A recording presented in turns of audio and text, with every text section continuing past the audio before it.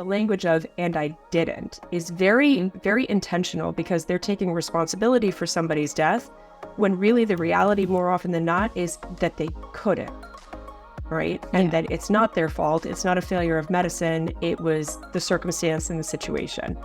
So when we talk about moral injury, there's this misalignment in the idea of this is the difference between right and wrong versus this is the outcome that I actually got. And they struggle to recognize that. Welcome to the Colleague Down the Hall podcast. This episode is sponsored by the Collab Oasis Clinical Consultation Groups. Hi, I'm Janine Wolf, and I'm your colleague down the hall. I have a passion for helping fellow therapists get the clinical and collegial support we all need to do this work. And wow, it just keeps getting harder every day. I'm the founder and facilitator of the Collab Oasis Clinical Consultation Groups. I have been a social worker for almost 30 years, and I own a successful solo online private practice. More of us than ever are practicing in solo or online practices, and we all need colleagues to process cases with, commiserate with on those really hard days, and also to celebrate our successes with.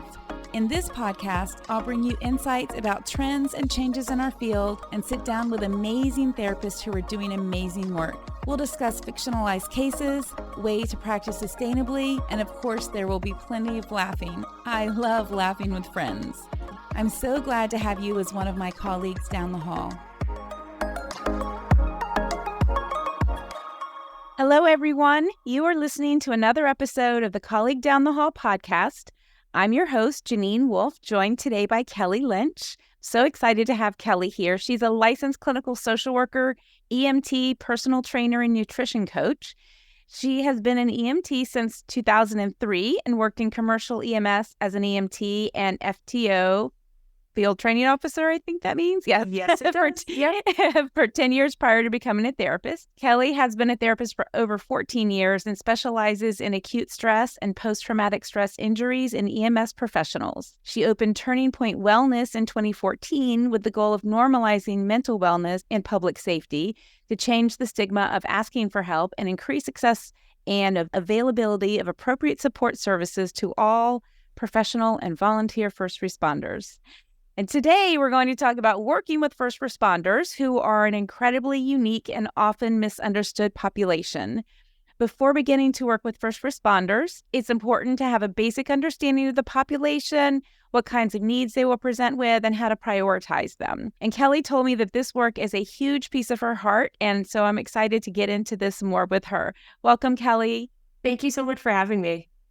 Yes, it's wonderful to be here. So some of this is near and dear to my heart as well. And this is a topic that I think people don't recognize, that you really do need to have some specific training with working with this population, because there's lots of nuances and there's lots of norms that prevent first responders from accessing care, and they really need it. So I hope that between you and I, we can spread the word a little bit more and get more people doing this. Yes, absolutely. This is something that I love to talk about. And, like my entire clinical practice revolves around this. And it is such a valuable and important conversation. There's about 16 different rabbit holes that we could go down and talk about this for hours. So, but to just start with the basics is the best place. Yeah. Okay. So why don't you start with a little bit of background with being an EMT yourself? Sure. So I became an EMT I took my class in 2002, and I chose to go into emergency services because of 9/11. Like, we all have a 9/11 story. We all have a way that we were impacted by 9/11 and the dramatic, profound impact that this event had on our country and on us as individuals. So for me, I first attempted to join the military after 9/11 happened. And I have a really bad back and a lot of orthopedic issues. And the military said, thanks, but no thanks. So EMS became the next best option. I had always been interested in medicine anyway. So it made sense. I intended to go into EMS and volunteer and just try to contribute in a way that was meaningful just in the towns that I lived in at the time. and did not expect to fall in love with it the way that I did. And then it just took off from there. I shifted from volunteering over to the paid side of EMS, and the rest is history. Yeah, that's wonderful. I'm sure you could tell us many, many, many stories that we won't get into right now. So you told me that, as I said earlier, if a clinician is considering working, building their skill set to work with first responders, there are detailed concepts that are important to know. So they need to have a basic understanding of the population, the kinds of needs that they present with, how to prioritize those needs. And so let's talk about that some. Sure. So the very first thing to understand with all facets of public safety. So when we talk about first responders, the first thing is that we need to refer to it as public safety because it's a field as a whole. So public safety encompasses police, firefighters, emergency medical services or EMS, corrections, and then dispatchers. Fun fact, dispatchers are actually not federally classified as first responders. They're currently federally classified as secretaries. So there's a lot of advocacy movements that are happening on behalf of dispatchers to try to group them in under the public safety first responder kind of categories because they currently don't have access to the same benefits that federally classified first responders have. That kind of boggles my mind. I have to jump in here because they have such a high stress job and they're sitting a lot like we are and they're dealing with the first, they're the first point of contact to getting services and that there's a lot on them. So I'm glad to hear that is happening. Yeah, it's a slow process and it's a battle that's been happening for several years now, in a lot of different ways. But there's still a long way to go, but it's good that it's at least in progress. So the thing about dispatchers, and then I'll move on to talking about the other aspects of public safety, is that they are the first responder, right? And they right off the bat, the thing to understand about dispatchers when you're working with a dispatcher as a client is that they're missing a piece of information that all other first responders and public safety workers have access to. And that's the visual, right? So dispatchers are left to just imagine what a scene looks like, and they don't ever get to know the reality of what a scene looks like. And that's one of the biggest things that they can end up struggling with is, I don't know what I don't know, but I know what I heard. There are times when dispatchers may be the last person that somebody ever talks to. There are times when they're dispatching a call and, coordinating other municipalities, other services, while still trying to navigate helping the person that they're on the phone with, right? So they are doing sometimes 4 or 5 different things, like literally 4 or 5 different things all at the same time. So then when we talk about corrections, this can differ state by state. So corrections sometimes gets lumped in under services with law enforcement, but they are their own kind of animal because they are working in a locked facility where law enforcement is out in the streets and they have their own set of rules and regulations that they have to follow. So when we think about what it's like to work in a locked facility with the specific responsibilities that they have, there is a very specific kind of culture that they end up developing inside of either the jail or the prison system that they're assigned to. Then moving over to the law enforcement side of things, law enforcement and the fire services are the 2 oldest subsections of public safety, right? The fire service has been around since the 1800s. Law enforcement was around prior to the fire service. And so they're the most organized aspect of public safety because they've just had the time to be able to get organized. They have the most organized unions. Under their unions, they have the most organized services and options for the members of their unions. There are many different things that they have available to them that all other facets of public safety do not. So law enforcement and the fire service, the main law enforcement union is the International Association of the Chiefs of Police. And there are supports in place that police officers can get through that union. Just the same as with the fire service, there's the International Association of Firefighters, and they're phenomenal. They're a wonderful organization to work with. And there are many things that the IAFF has organized for the fire service at a national level. Then when we get to EMS, obviously, because that's my background, these are my people. Yes. So Yes. EMS is, I jokingly say that EMS currently is in its toddlerhood. EMS really was not recognized for what it is today until about 1972. So for a very long time, up until only recently, EMS was said to be in its infancy because there is so much that we can recognize based on the example that law enforcement and the fire service set for us that needs to happen still in EMS, but it is taking an extraordinarily long time to get there. So with EMS, there is no unified union or really organized union, and there are multiple different aspects that EMS services can be run through.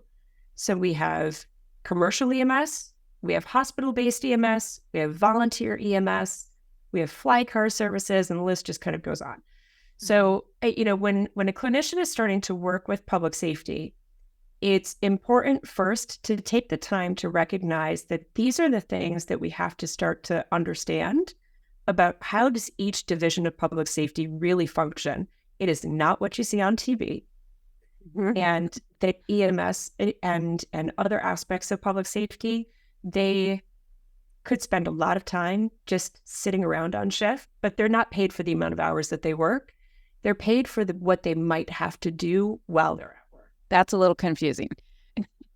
Yeah, so that's about the responsibility of what they're tasked with, right? And so, like an EMS worker, for example, could go to work and respond to a 3:00 in the morning call for an itchy mosquito bite.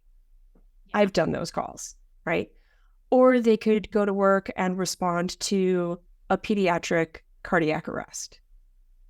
Okay. They have no idea what they're walking into when they start their shift. So when we think about what they might have to do versus what they actually do, a lot of times there's this misconception that public safety is overpaid, underpaid, paid appropriately, that they're not worked hard enough, that they're worked too hard. Like there's so much judgment and stigma around it.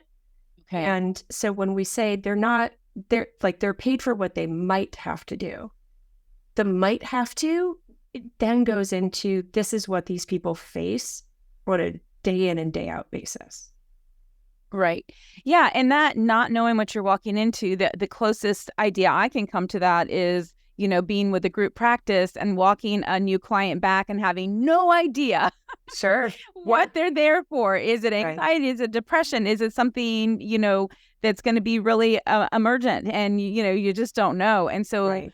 But that I'm still sitting in an office with this person, so I have a level of control. But you are going into people's homes. You have no idea what you're going to find. I'm sure there's all kinds of stories with pets and animals and, hoarding and all of that kind of stuff that complicates the work that you're doing. Right.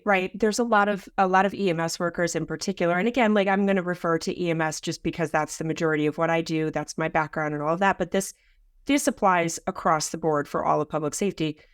A lot of people will say, when you work in a pre-hospital setting, you're walking into uncontrolled chaos versus in a hospital setting, or like for us as clinicians in a clinic setting, we're working in controlled chaos, right? Because now you can control what's happening inside of the four walls that you exist in. When you're working in a pre-hospital setting or out in the community, you're walking into their four walls.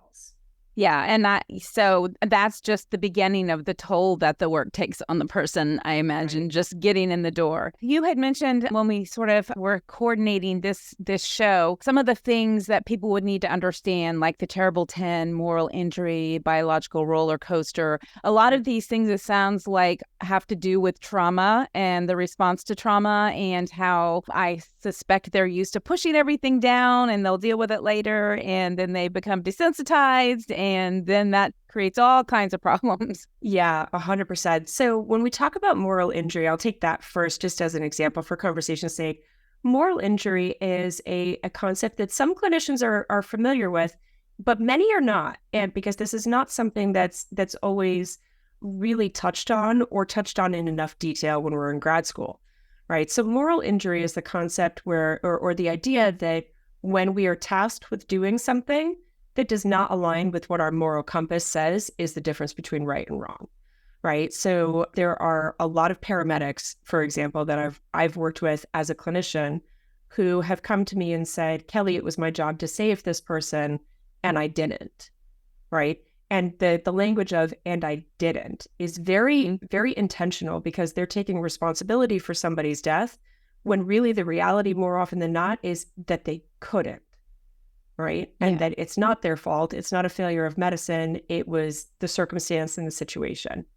So when we talk about moral injury, there's this misalignment in the idea of this is the difference between right and wrong versus this is the outcome that I actually got. And they struggle to recognize that. Another example, a more extreme one, is a soldier returning from a combat zone after he's had to take a life, right? Right. And so that soldier who's now struggling with PTSD because they had to take a life, it's the difference between, well, did I do my job, knowing that I was a soldier in a combat zone, in a combat position, or is it murder? Yeah. Right. Navigating between the two is an incredibly difficult thing. And this is where human nature takes over and our nervous systems light up. And, that's the first rabbit hole conversation, right? So when we talk about moral injury for first responders specifically, this is about making it concrete for them of you did your job because of, you didn't fail because of, right? And helping them kind of finish that sentence. Okay, yeah, and that's important to know because I know in our field we do the same thing. We accept full responsibility for the outcome of any client that we're working with, and sometimes that outcome is terrible. Right. But that doesn't mean we didn't do our very, very best and that maybe we couldn't change that situation. But this is like on a ramped up level to what we are discussing, what we are experiencing as therapists. Right, exactly. I would put it in a similar kind of ballpark as countertransference, right? Where, when we think about countertransference, that's where we're bringing our own issues into the room. And with paramedicine, and again, any other aspect of public safety, they're bringing their moral compass into their own room and saying, it's my job to fix this. Well, what if the circumstances are beyond the capacity of being fixable, right? And then what? So, it's not the exact same thing as countertransference, but for them, that it's in the same ballpark. Okay. Yeah, and I know from personal experience with family members that, for example, police officers are very reluctant to get support, and I think that's changing some. I saw that hugely in 2019 in our city in Virginia Beach. We had a mass shooting at our city complex, and I did a lot of volunteer work that summer, but all of the focus was really on the people working in the buildings, not so much on the police officers that came in and are seeing people, in horrific situations. And in one of the support groups I ran, there was actually a police officer there, and I was kind of surprised, but he spoke up and was saying, we need to have this support. Like we need this ourselves. And so that sort of made me think maybe the trend is changing. Yeah. And I will definitely say that I think it is. And, the culture is going to be different state by state because this is driven by state politics. And, there's another rabbit hole conversation, but it's driven by state politics. It's driven by leadership in different departments.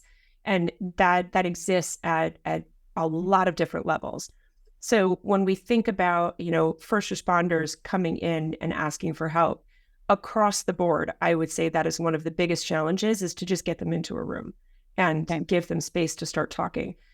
So I'm in Connecticut. One of the things that has happened here that has really changed a lot of the conversation about what mental wellness for first responders has been the idea of peer support teams.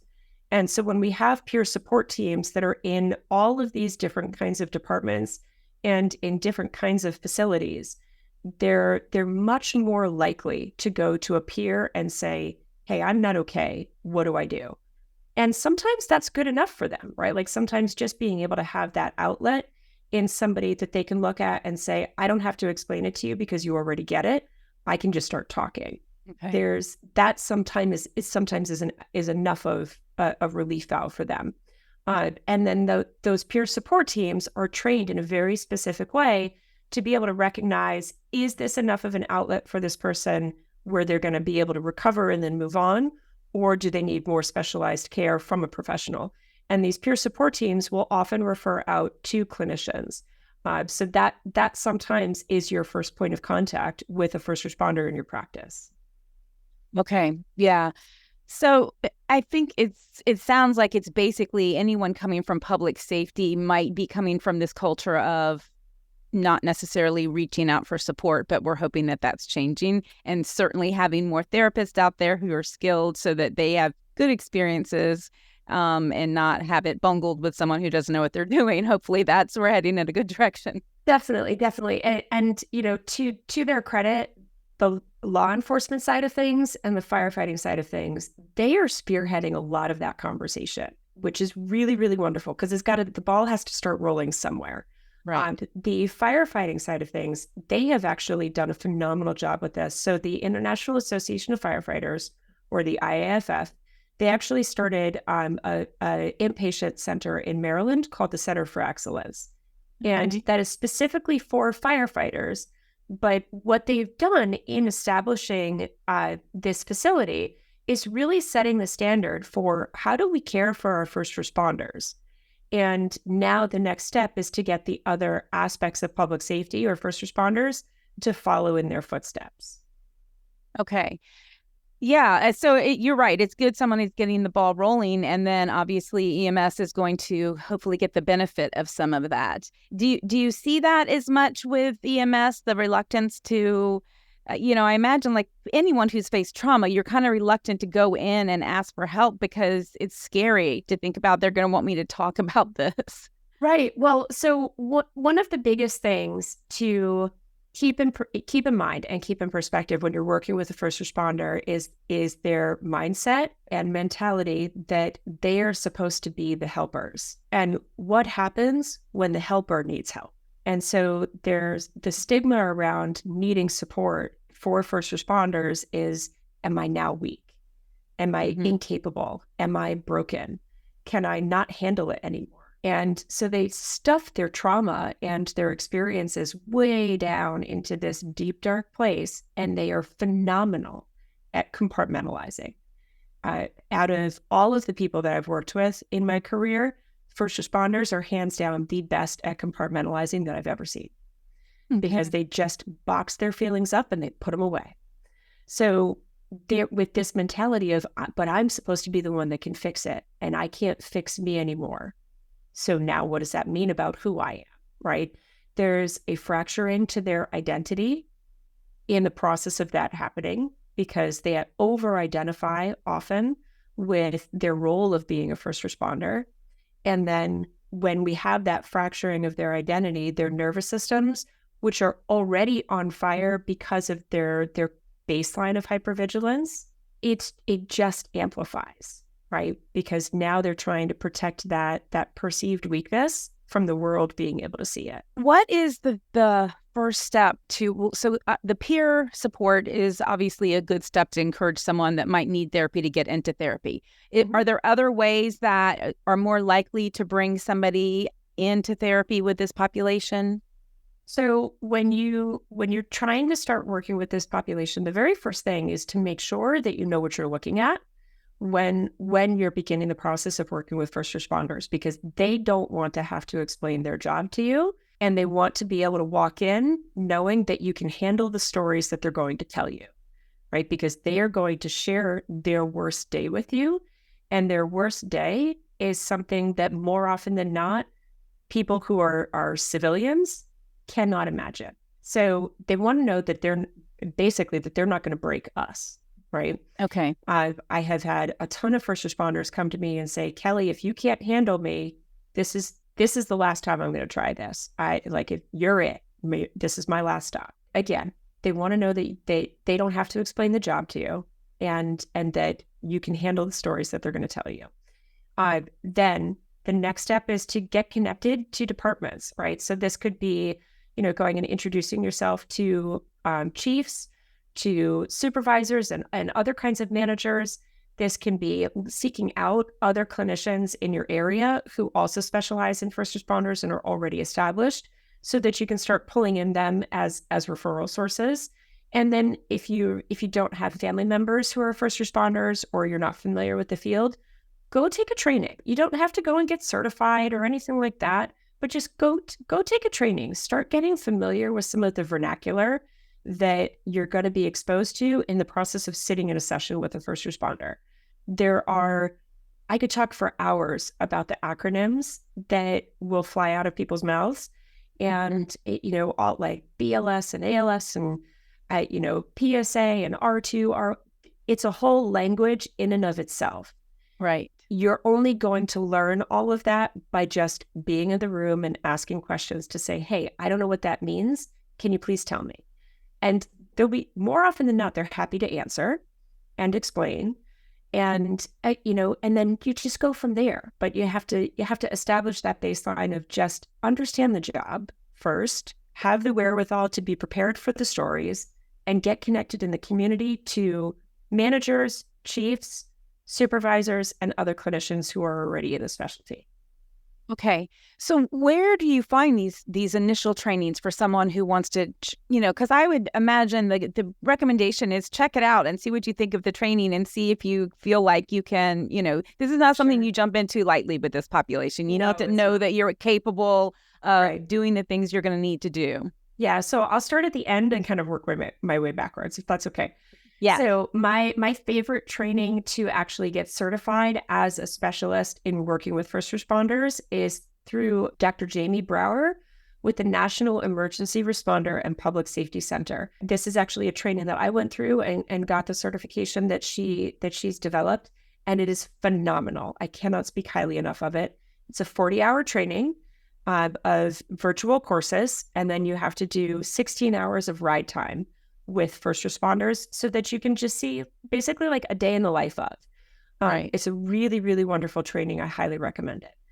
When we work backwards from that, that's a matter of, again, this is going to be different state by state, but look for an 8-hour course here or there, or a 3-hour like intro to whatever it is that you're looking for, and go and get a taste of it. Or even reach out to departments that are around your area and ask them, do they do civilian ride-alongs? Some departments do, some departments do not. That's an insurance issue for the department. And if you do a civilian ride-along with them, that could mean that you're assigned to a police officer if you go with a police department, and you do an 8-hour shift with them and you see what they see. If you choose to ride along with EMS, you'll be sitting in the back of the ambulance, and you get to just watch what they do and watch the things that they get exposed to, the kinds of scenes that they walk into, so that these are also the kinds of stories that they're going to come into therapy with. Mm-hmm. Yeah. And so that seems like it's a good testing ground as well to see if you can tolerate this, because, some people work with different types of trauma, and not necessarily trauma where there's going to be lots of visual descriptions and lots of really physically horrific situations. Right. And horrific situations on a chronic basis, right? Like this is not a one-time deal. This is a normal Tuesday for them. Right. One of the things that I would also recommend for anybody who is wanting to seek out working with first responders as a specialty, go and get Dr. Kevin Gilmartin's book, Emotional Survival for Law Enforcement.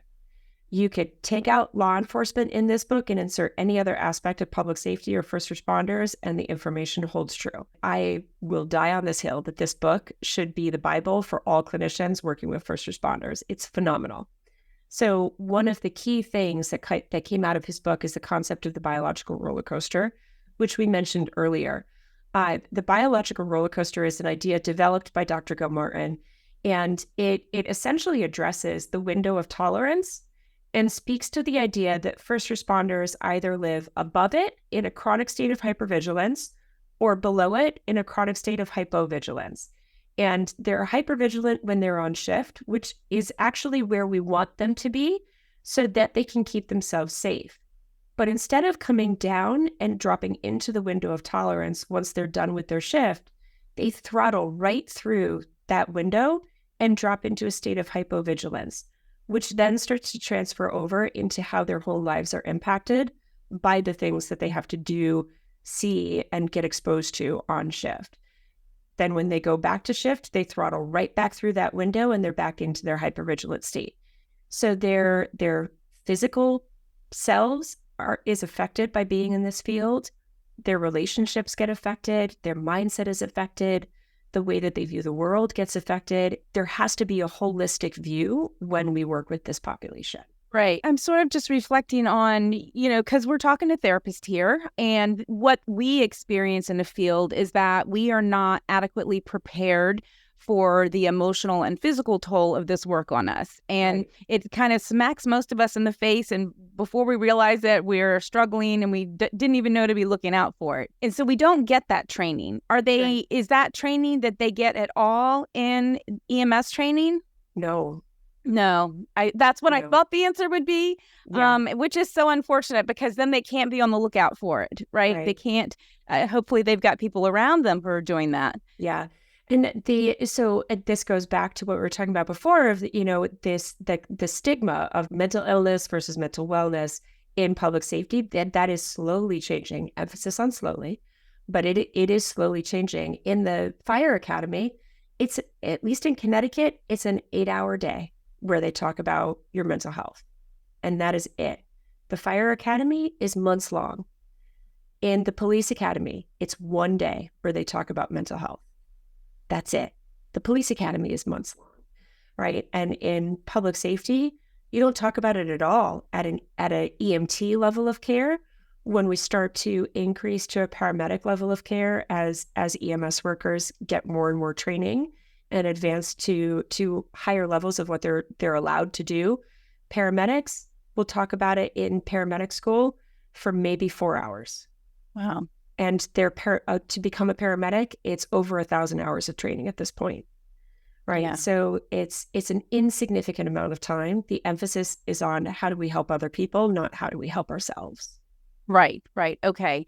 And so I'm also thinking of the parallel. I'm in Hampton Roads, Virginia. We have lots and lots of military bases and things here. And I've grown up my whole life, so I really understand that culture. And one of the things that is possibly slowly changing, but honestly, that depends on where you're stationed, who is above you, all that kind of stuff, is there's this fear that therapists need to be aware of. You have to be very careful about giving a diagnosis and or having somebody be evaluated for meds, because that can be very impactful in their career. Does that occur in this population as well? It does, and that's most pronounced in law enforcement.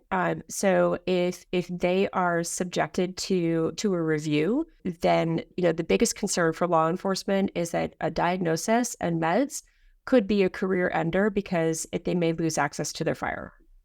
And then that's it for them. And it's less pronounced in the fire service, but the fire service, many firefighters do have the same concern that a diagnosis, specifically of PTSD, could pull them off the road and possibly be a career ender. Because then, and even if they're not pulled off the road, if their peers find out that they're diagnosed with PTSD and the department that they work for is not receptive or supportive of mental health and receiving mental health services, will their peers then trust them less, right?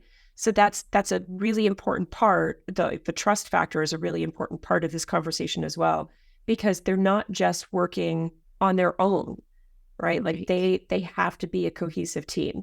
I could tell you hours worth of stories of partners that I personally had when I was still on the road, where it was an incredibly long, very stressful shift that I would have with them because I didn't trust that they would do their job. And I didn't trust that if they couldn't do their job, that I would be safe, right? Because if they were unreliable, then I was at risk. So, if somebody has a mental health diagnosis as a first responder or public safety worker, then it touches so many different points of what their careers end up looking like.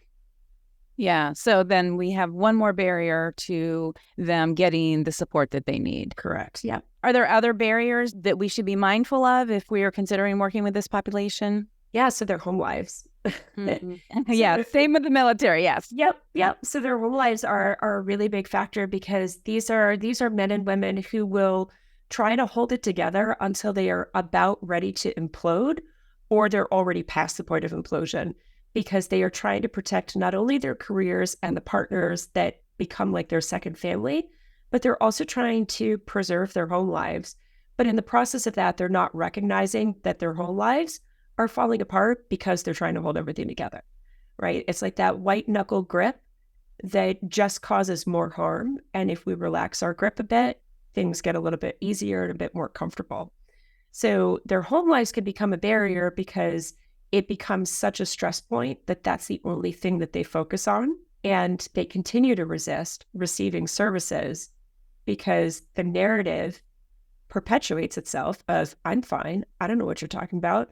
I can hold it all together. We're good. We'll figure it out ourselves. And the resistance to the conversation ends up happening in this perspective of, if I admit that there's something wrong in my relationship or in my home life, then that means there's also something wrong with me, and then I can't do my job properly. Mm-hmm. And so then I suspect that they're going home and they're not emotionally available because they're so busy pushing everything down. It's hard to switch gears and go back and be, right, this loving husband or wife or parent. Yep.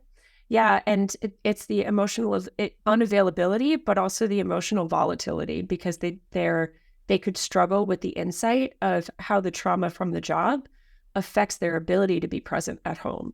So it becomes like this hairpin trigger almost of, I'm either checked out or I'm so explosive that now I'm causing damage in a way that I don't want to.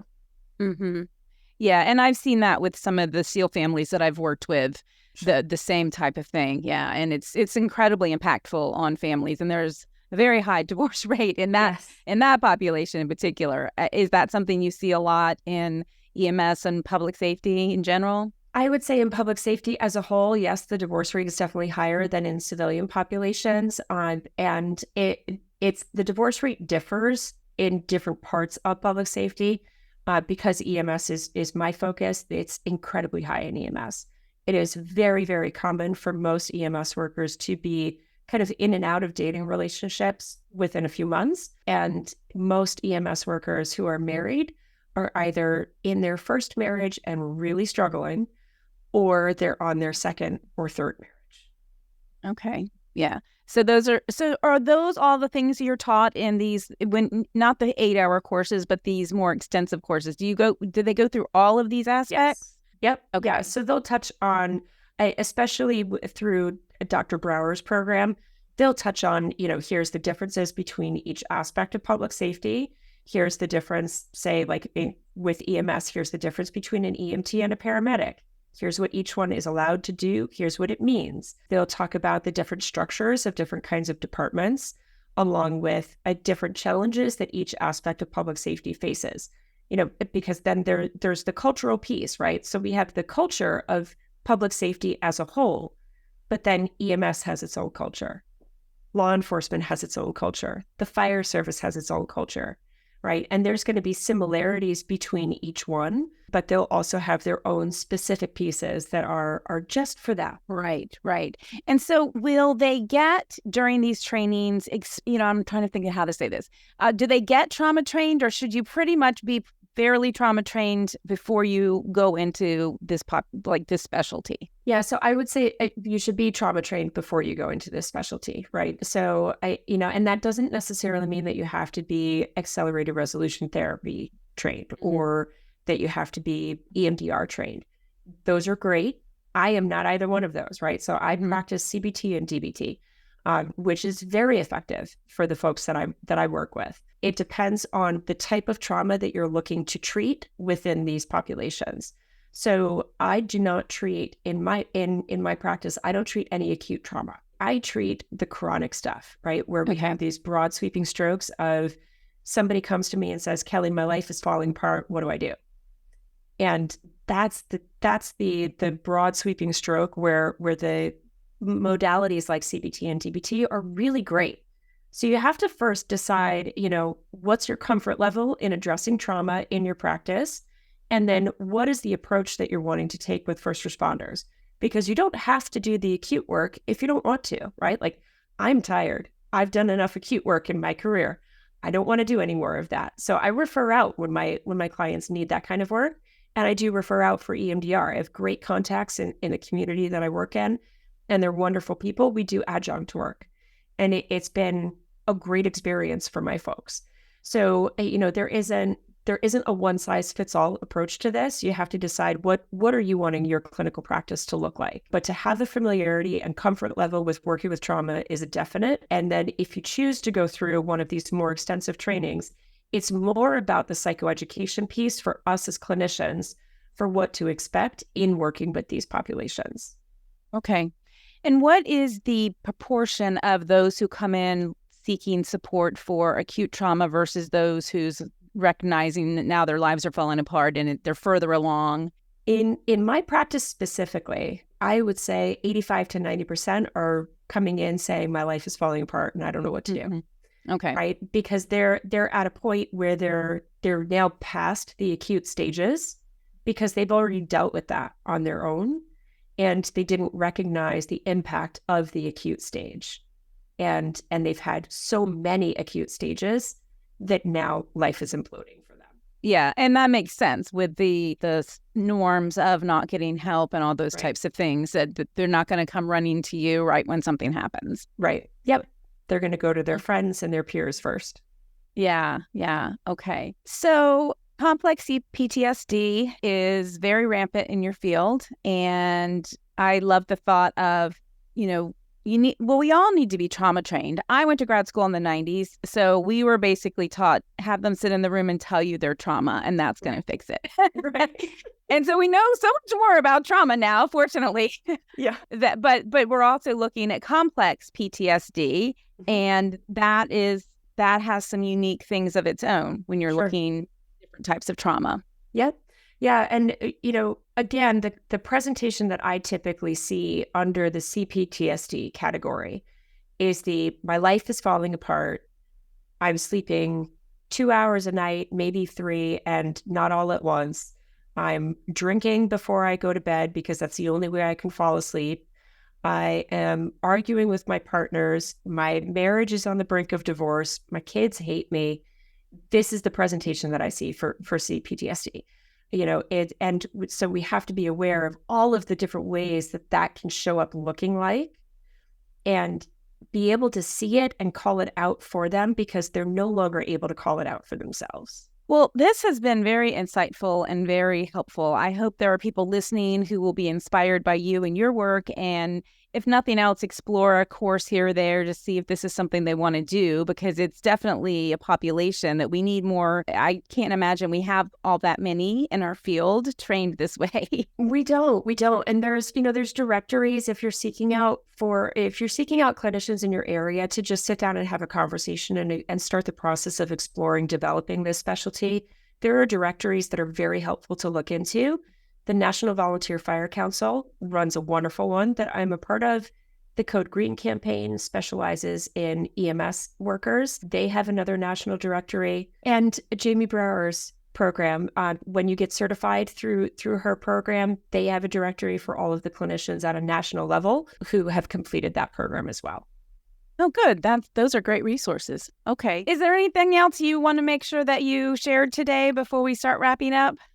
So, I just want to encourage people to explore the idea of working with first responders, because we cannot have enough clinicians to work with these folks, right? And they are folks who are hurting and who feel judged and who feel ostracized in a lot of ways. And to be able to open up even just a part of your practice to welcome these individuals in there is such a high need, and it's beautiful, rewarding work, right? When you see them do the work and heal, it's amazing. Yeah. Oh, that's a wonderful testament there about why we should consider this field. Yeah. Okay. All right. So I have to ask you, do you have a favorite catchphrase or analogy that you like to use with your clients? I do. So I say to my folks all the time, it's not hard, it's just hard. And that makes complete sense, right? Right. That. It's always just such like a gut check for them of like, okay, I'm overthinking this. The emotions of whatever it is that we're working on makes the thing feel hard, but it doesn't have to be. I just need to get out of my own way. Yeah. Right? And So I imagine that, that very first appointment has to be terrifying for someone coming in for the very first time. Does this person understand? Are they going to get me? Do they know what I'm going through? Can I even trust them? All of those things. Right. Yeah. So it's not hard. It's just hard. Yeah, I love that. I'm going to write that down because that actually applies to lots of different things in life, but especially your clients. It sure does. It sure does. Yeah. Well, Kelly, I so appreciate you coming on today. This has been a great conversation. Can you tell the listeners can they reach out to you about this type of stuff? For resources or things? Okay. Yeah, absolutely. So you can find me in two places. My clinical practice is Turning Point Wellness. So my website for that, I don't have social media for my clinical practice. So you can find me there at turningpointwellnessllc.com. If you want to set up a consultation, I do consultations under my coaching practice, which is thegritproject.com, and grit is spelled with 2 I's. Okay, great. Yeah. And I think that's good to know too.